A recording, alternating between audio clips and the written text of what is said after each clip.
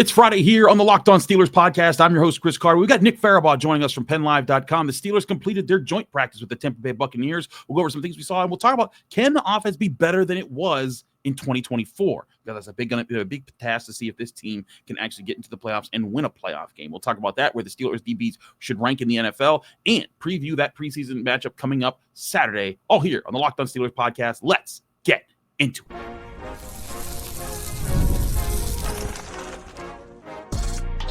You are Locked On Steelers, your daily Pittsburgh Steelers podcast, part of the Locked On Podcast Network, your team every day.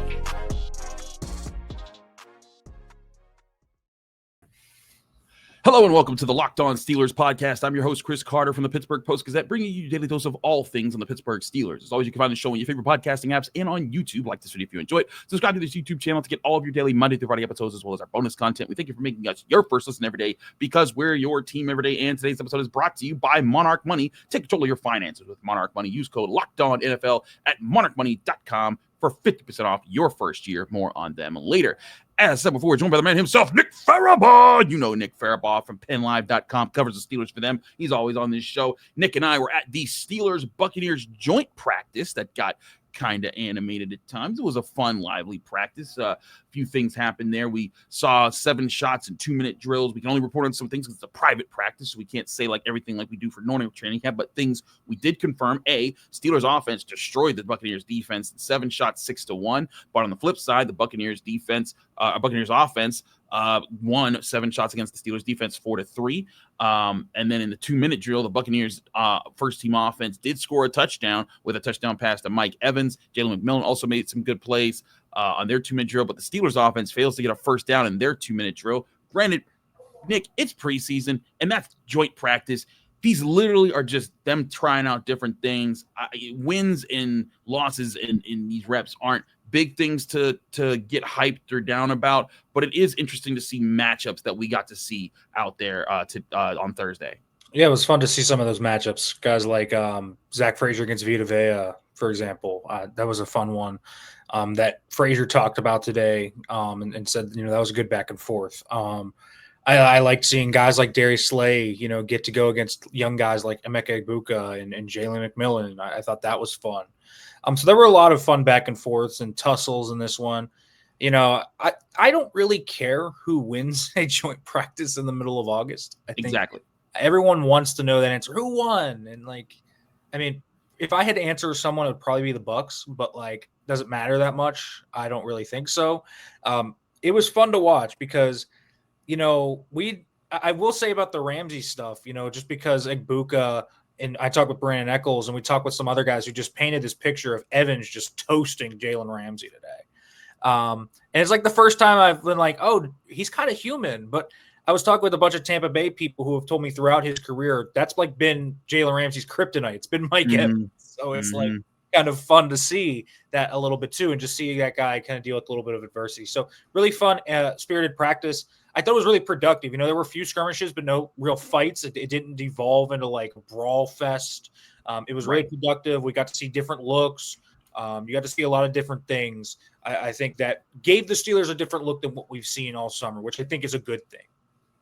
Absolutely. And, the different challenges that they face, you get to see different things. I think it's positive because this is also the team getting its footing, finding its confidence. And one player that talked about that after practice was Pat Fryermuth. We got to talk to him about what they saw, because a lot of this, for example, when you go into a regular game, a real regular season game, teams are game planning for each other. They're watching film. They're not watching film in the preseason, let alone a joint practice. What the coaches are doing is the coaches are meeting with each other. Like Todd Bowles will meet with Mike Tomlin, and they'll be like, "Hey," Mike will tell me "Hey, we need you to press our cover 2 coverage, or we need to do this." Like Emeka Egbuka even told us the Steelers mostly ran zone in this practice, and we know the Steelers want to run a lot of man this year. So a lot of this could be the Steelers are testing out some things while the Buccaneers are testing out some things. Here was Pat Fryermuth talking about that, and also about where some guys are. For example, like Kaleb Johnson. Mike Tomlin said he wants Kaleb Johnson to play more instinctually, and I think that's something that could happen. But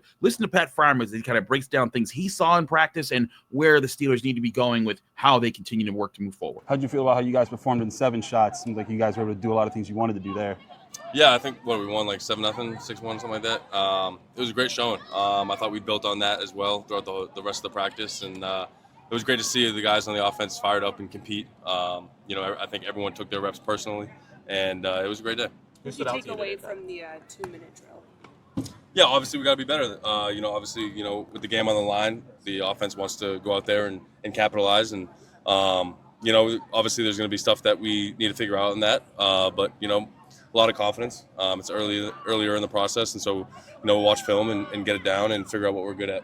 Who did stand out to you from your side of the ball today? I know you guys split up sides, but from what you were From the able to offense.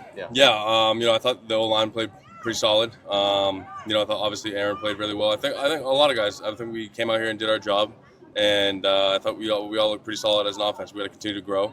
But I think we're taking steps in the right direction. Kaleb Johnson was talking about playing more instinctively and getting out of his own head. What do you see? What kind of stuff do you see or you guys talk about with the younger players to just lock in right now? Don't worry about the bigger picture. Just get the little things done.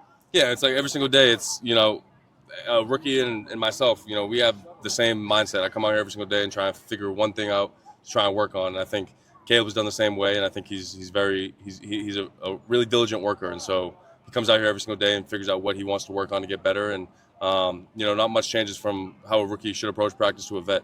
And he's got a lot of good vets around him. And so he's been working great. So a few different things there, Nick. I think it's, he's talking about, them trying to get better right now.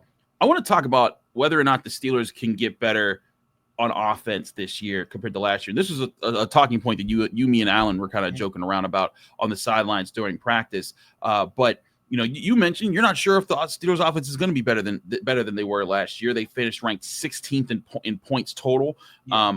I think they will be better. I'm not saying they're going to be some elite unit. I think they can rank anywhere from 16 to like 13. I don't think they're going to be in top 10 or like right out just outside of it. But I think like the lower teens, that's where I think that they can lower to mid teens is the sweet spot where I think they could be. But even bigger than points, Nick, I think is possessing the football, getting more first downs, eating up more clock. Even if they don't score the points, just make it so that the defense isn't rushing back out there every 2 minutes. And I think if you lower the snap counts for the defense throughout the year, maybe they're a little bit fresher come December and January. I think the thing I come back to with this team that they need is the E word, which is efficiency. Last year, they were so boom or bust. Their passing yards per game was, I think, 27th per game. Their success rate, their EPA play, if you're into that stuff, they were 24th, 25th, I think, in both categories.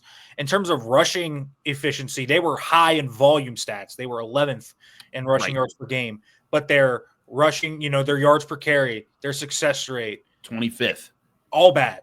Their success rate, I think, was like 30th. They were very low. Jeez. So it's something that needs to be fixed. And one thing I will say, Zach Frazier talked today about the run game and what Mike Tomlin told the team before practice was, hey, they're going to send heat at you because that's what they want to see. It's probably something that Mike T and Todd Bowles talked about and said, hey, let's heat these guys up and let's see what this O-line and this run game look like with some blitzes coming.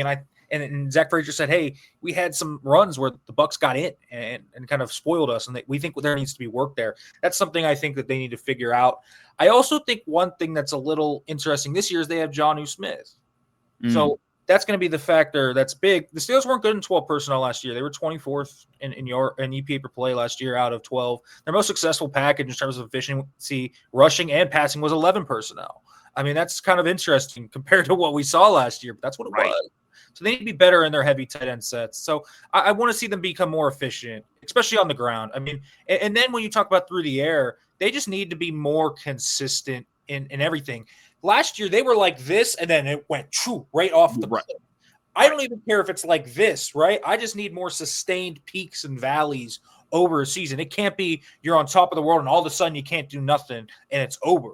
Like, that's what I thought the Steelers last year struggled with. So even if it's inconsistent last year, if you have more of those peaks and valleys, naturally you will be a better offense because you're going to be more efficient and you'll be able to come down. You'll be able to come back in some games if you can pass the football with moderate efficiency. And if you can run the ball, you want to talk about ball control. That's a huge part of ball control. You got to be able to run the ball efficiently. So the E word should be the biggest thing for Steelers fans this year. If this is an efficient offense and the efficiency stats rank around 16, 15, this offense will be a lot better. Even if the scoring is, 15, 14, just like last year, it's going to play out differently than it did last year, where it was like explosive play, and it came off in spurts rather than kind of progressively just scoring 28, 21, 24. You know what I mean? There's a difference in that than there was last year, where it was just so up and down and all over the place. Absolutely. I agree with you there.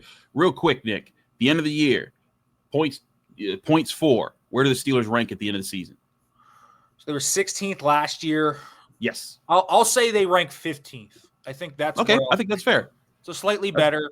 And I will say it will be slightly more sustained, where it won't be necessarily they score 38 this week and then 10 the next. Maybe it's going to be more like 21, 24, 21, 17, 28. Maybe you have a smattering every now and then. But I think it'll be a little more sustained in some of their scoring. Yeah, like last year, they went from 28 against the Commanders, then 18 and 19 against the Ravens and Browns, then 44 and 27 against the Browns, and then they didn't score more than 17 points in any of their last 4 or 5 games if you can throw in the playoff games. So I hear you on that. We're going to take a quick break. When we come back, I want to talk about these DBs, because you talked about Jalen Ramsey and Mike Evans and their history, but I want to talk about where can these DBs rank on the NFL at the end of the season. We'll talk about that next here on the Locked On Steelers podcast. Chris Carter, Nick Farabaugh, stick with us. Be right back. But first, I want to remind you that we're brought to you by Monarch Money. Ever wish managing your money felt easier? Well, with Monarch Money, it can. Whether you're growing your savings or planning a big purchase, Monarch puts you in the driver's seat. It's like having your own personal CFO, giving you full visibility and control over your finances. Monarch Money isn't just a budgeting app. It's a complete financial command center. You can track all your accounts, investments, and spending all in one place. So you stop just managing your money and actually start building wealth. If you're like me, you probably have a lot of subscriptions and place a lot of orders online. Over time, that adds up to be a lot of money. Well, with Monarch Money, you can keep a close watch on all the things that you're spending on as an easy-to-see, organized, and convenient presentation. Take control of your finances with Monarch Money. Use code LOCKEDONNFL at monarchmoney.com for 50% off your first year. That's monarchmoney.com, code LOCKEDONNFL for half off your first year, only at Monarch Money.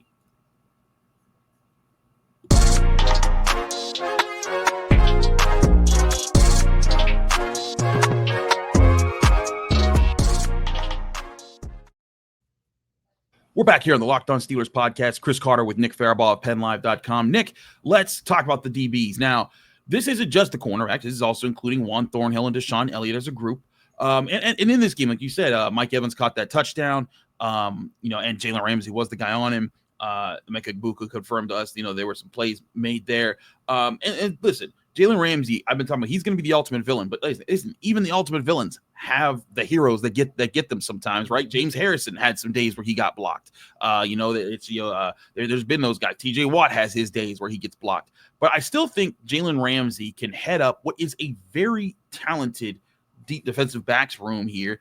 And I don't know if they're going to be the number one defensive back unit or anything like that, but I do think this can place in the top 5. Now, granted, there's some other really good units out there. I look at the Broncos with Patrick Surtain. I look at the Texans with Stingley and Lassiter. I really like some of the guys that they have over there. But I think that when you look at the total comprised group here and the flexibility that they have, I think they can be a top 5 DBs unit. Do you agree with me, or do you think I'm overselling that there?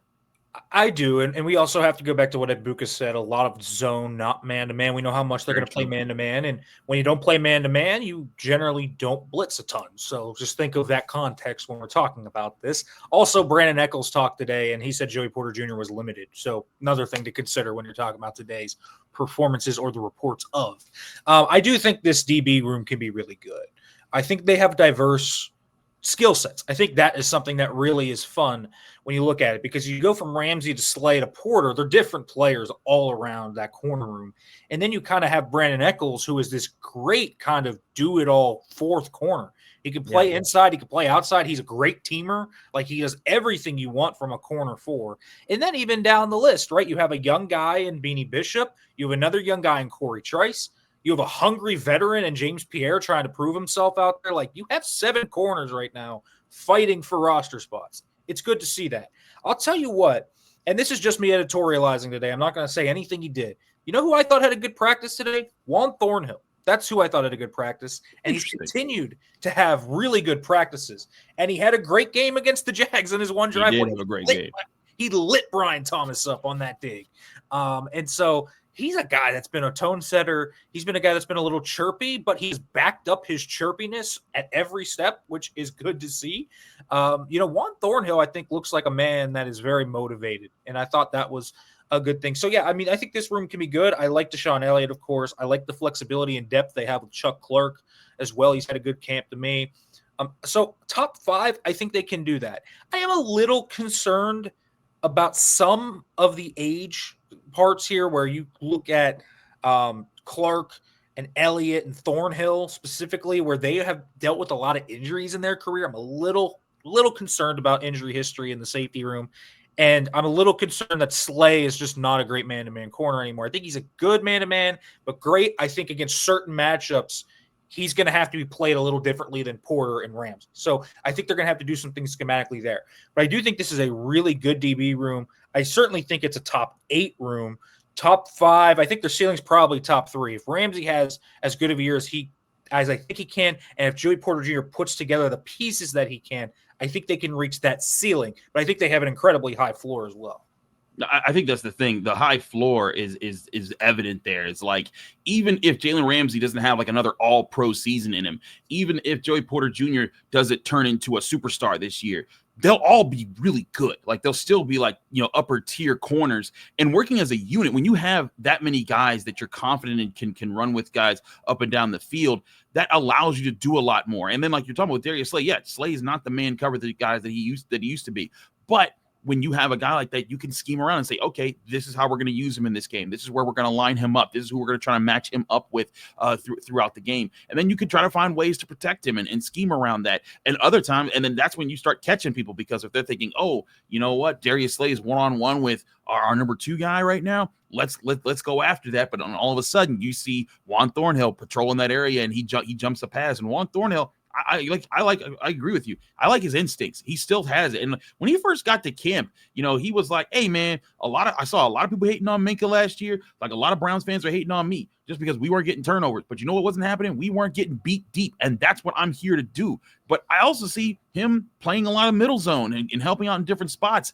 I do think that he's going to be a good addition. He's not going to be the guy that's the star. He's not going to be the guy that leads them in interceptions or is making the biggest plays. But I do think he's a good glue player, in that he's a guy that, while all the other guys are doing what they're supposed to do, he's a guy that's saying, hey, I'm holding it together while the stars are doing their things in the secondary. And then, like, Deshaun Elliott, another guy that I really like, that they're going to be able to move around. And he's going to be a guy that plays a lot in the box. He's going to help against the run, help against, the inside routes and the tight ends. I think they have a versatile group that can take on so many different matchups, and that's what I'm really eager to see. As Emeka Egbuka even admitted, he said, "Hey, the Steelers didn't run a lot of man today. They ran pretty much zone all day." And you noted this is going to be a lot of man coverage in this defense with the matchups that they have, because as we saw in training camp, they threw a lot of heat at the offense, and I didn't, editorializing like you said, I don't think that they threw a lot of heat in this practice. No, and editorializing, when we did see them go one-on-ones, I thought those were really competitive. So that's something to think about as well. I do think this DB room's good. I think I think the one thing that can really derail them in the secondary is the safety room injuries. I just do think that is a concern. Thornhill's had calf issues. Elliott had a healthy year last year, but has been injured before in his career. Clark is coming off 2 major injuries. So, like, there is some concern there with me. I do think the corner room is, like, very good in terms of depth, though. I love the corner depth they have. They are legit 6 deep in this room right now. I mean, even with Trice hurt, Pierre has done a nice job filling in for him. And then you look at, okay, let's say Jalen Ramsey gets hurt and they need someone in the nickel. I mean, you have Brandon Eccles and Beanie Bishop. Like, it's a good 2 group. This is a really deep corner room. So I love that. And I think that they are so versatile. They might not be super athletic. I think that's something when you look at that. In corner, like, Slay is still a good athlete, not a great athlete. Somehow, Jalen Ramsey, who has apparently lost a step, is still an incredible athlete. I actually think if this guy lost a step and is still an exceptional athlete, we're talking about a GOAT-level athlete in terms of what he was at his peak, because that is what Jalen Ramsey still looks like. Porter's a great athlete still. I do think the athleticism part of this, on one side with Slay, could potentially bring some interesting coverage looks up. They don't have to necessarily be a negative You can use kind of half field coverages. You can play quarter, half to one side with Slay, and then you can do a cool little stuff on the backside. Like combo coverages this year, I think are fun ideas for the Steelers, and I think something that they will do because they have the guys to run it.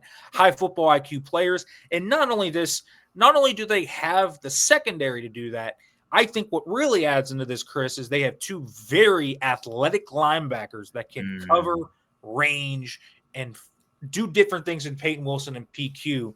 So that allows them to do a lot of different things on the back end. They're going to be trickier this year in what they do. And the coverage guys are going to have to stick in man-to-man more, but it's going to be so they can get guys up front free like TJ Watt, Cam Hayward, Alex Highsmith, and others.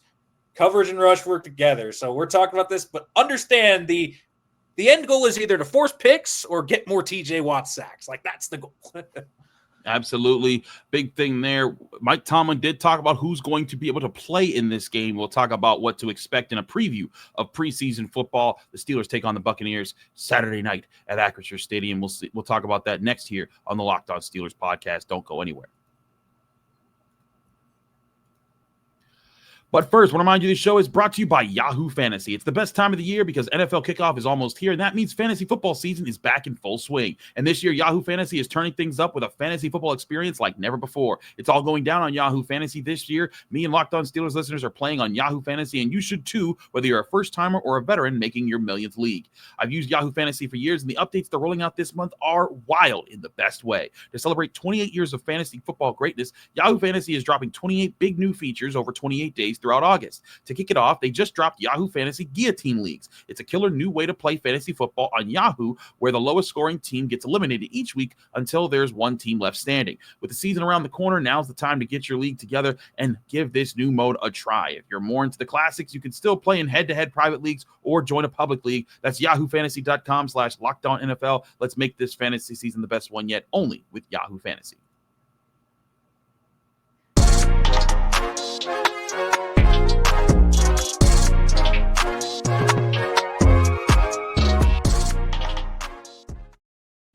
We're back here on the Locked On Steelers podcast. Chris Carter here with Nick Farabaugh of PennLive.com. Nick, let's talk about what we're previewing for this game now. Mike Tomlin did announce that it's going to be pretty much the same conditions for the Steelers in their second preseason game as it was in their first preseason game. Aaron Rodgers, DK Metcalf, TJ Watt, Cam Hayward, Alex Highsmith, Jalen Ramsey, Joey Porter, Darius Slay, Patrick Queen. None of those guys expected to practice. The only one that he really shouted out that might actually play a little bit is Nick Herbig in this one. He didn't play in the last game either. But with that, there's still a lot to look at in this game, especially if the Buccaneers play a lot of their ones. In particular, I still love the opportunity for Derek Harmon and this defensive front to go up against Graham Barton, Luke Gadecki, Cody Mock, a lot of recent first and second round picks that the Buccaneers have assembled. And then vice versa, Vita Vea, Kalijah Kancey against Zach Frazier, Mason McCormick, Broderick Jones, Troy Fautanu. I'm really intrigued by the trenches in this upcoming game, even with a lot of the stars on the Steelers side sitting out. Yeah, I believe Bowles said Mike Evans and Levante David aren't playing, the rest are goes. So we're going to get very similar to last week. Mostly starters. I'll tell you what I want to see. Zion McCollum has had a pretty good camp over there in Tampa from what I've heard. You know what I want to see? Roman Wilson. That's what I want to see. Another good Roman Wilson matchup. McCollum is another one of those lengthy guys that will get up on you and press you. All right, Roman Wilson, your biggest weakness is press coverage. Let's see what you got. I love that matchup. I love the trench matchups, of course. I'm definitely going to watch those.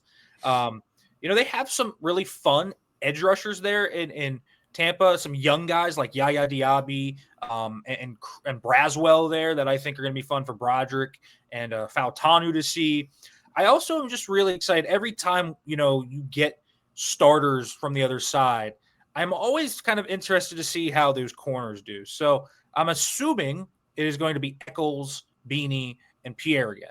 So Let's see what happens there. I think that will be a fun matchup to watch when they get McMillan and Egbuka. It's a good Shepard as well. It's a really good, deep Buccaneers wide receiver room. And then the other one I'm interested in kind of seeing in general is just kind of how the Steelers defense and specifically their linebackers, Peyton Wilson, Cole Holcomb, just deal with the kind of field stretching that this offense likes to do in the middle of the field, how they kind of utilize their eyes against Baker Mayfield, a veteran quarterback. So I think all of that's really fun to think about. But the individual matchups in the trenches, I think, are the juiciest part of this. Absolutely. The trenches are going to be huge. I think it's a good point about the Steelers linebackers and coverage and how Baker Mayfield, I mean, he's faced this Steelers defense several times over in his career. So he's not a stranger to facing them or playing in this stadium. So that is going to be interesting. Another thing I'm interested to see, and I talk about this with Wayne Gandy and Tyler Feldman on our Steelers Squad show. By the way, check out our Steelers Squad show. They come on. We usually do lives after games. We might not have a live after this preseason game, but it will be throughout the rest of the season. And I believe we do Wednesday nights at 7 Eastern is when we do a live show. You can check those out if you get the chance. But one thing we talked about after the last game, and Wayne Gandy, a former Steelers offensive lineman, talking about with it, he said, like, look, he liked the coordination of the offensive line, but he wants to see them be nastier. And this would be a good chance to show that, especially in the run game. He wants to see guys, start changing the line of scrimmage, push them downfield, chip to the linebackers, open up bigger holes for Jaylen Warren and Kaleb Johnson. Mike Tomlin said, he feels like, Kaleb Johnson was thinking too much. He needs him to just trust his instincts and run. I think that's something else you want to see with the trenches that we're talking about here is can these running backs get going? Can they run the ball? Can they get good yards on the ground and make it a more balanced attack? Because really against the Jaguars, it was a lot of Mason Rudolph just picking apart what they did with the players that he knows he has in the Steelers offense. And Mike Tomlin even said, hey, it's probably going to be a similar game plan as to last time, but I do think it would behoove the Steelers for this young offensive line to start showing, hey, let's get some chemistry on tape of us blocking well, double teaming, chipping to the right guys, and opening up space for these running backs to get big yards. Yeah, hard to tell what the first team O-line is at run blocking wise. They had 3 runs last week for 12 yards. I mean, I don't know what you're going to do with that sample size, right? Like, what can you do with that? And I think one of them was wide zone and one of them was duo, and then the other was inside zone. So it was like 3 different runs, but nothing crazy. The second team O-line as well is going to be, again, decimated this week. I mean, they're not going to have Calvin Austin. They're not going to have Spencer Anderson. Or it's not Calvin Austin, Calvin Anderson. They're probably not going to have Ryan McCollum. Like, 3 of the core pieces on the depth offensive line are not going to be there. So they're probably going to look bad again. So I would like to see that first team group get a little more of the run game going. I just want to see it, right? I just want to see how it looks.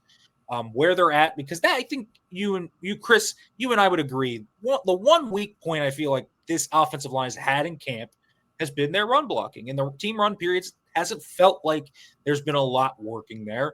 And Zach Frazier again said today there was not meat left on the bone that they felt. So I would like to see it in game. I really would. And I would like to see it because that defense, that Buccaneers defense, good up the middle. You talk about Kansas, you talk about Vea. Yeah. They're good in the middle. And so I would like to see that pop a little more. So I think that would be something that they could really build their confidence on. And where's the cohesion there? And I'm interested to see the cohesion on the left side of the offensive line. Granted, Seumalo's not playing, but I'd like to see Seumalo play against Carolina just to see what he and Broderick look like together. Because that's a new pairing. That can be something especially when you're running inside zone, duo, outside zone where you have to climb and double team and do different things like that. Timing, things like that make a lot of sense, make a lot of difference. So I really would like to see that duo as well at some point this preseason. We won't get it in this one, but it's something I'm looking for. Timing in the run game and wide zone schemes is everything for a back. Absolutely. Timing is huge. Chemistry is huge. And Kaleb Johnson also talked about that after practice, saying like, hey, it's part of the challenge. It's figuring out what this line likes to do, what he likes to do with this line. All those things got to be taken into account. We'll see them get their next venture at working on that Saturday night, 7 p.m. Eastern time at Acrisure Stadium. Nick and I will both be on hand to see that preseason showdown. You can get all that coverage here, but you can also get Nick's coverage where he's at. Nick, let me know where you can find you, follow you, get more of your work. You can follow me on Twitter at Farabaugh FB, Blue Sky Nick Farabaugh. Make sure to check out the stuff, PennLive.com/Steelers, and the YouTube channel, The Steelers Blitz on PennLive.